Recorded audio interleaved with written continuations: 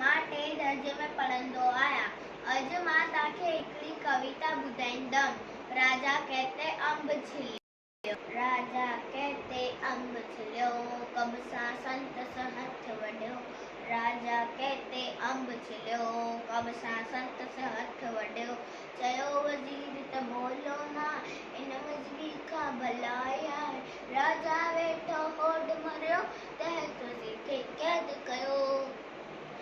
ओ हिक ॾींहुं राजा थियो तयार, करण अकेलो वयो शिकार। हिक ॾींहुं राजा थियो तयार, करण अकेलो वयो शिकार। तपण लॻो थे ॾींहं जॾहिं, वण जी छांव में सुम्हियो तॾहिं। तपण लॻो थे ॾींहं जॾहिं, वण जी छांव में सुम्हियो तॾहिं। ओ जिनड़नि जो उत सरदार, जिनड़नि जो उत सरदार, होड मरियो सो बीमार। डस मिलियसि त हथ करजो, चाकू हुजे जो माण्हू सो, चाकू हुजे जो माण्हू सो।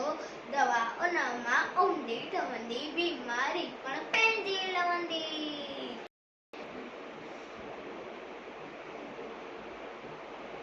तैते घोड़ा हली घणी,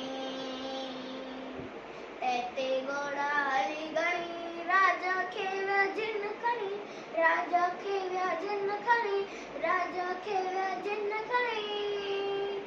मडर ॾिठाऊं हथ ते लाइ, वरी छॾे वियसि साॻीअ जाइ।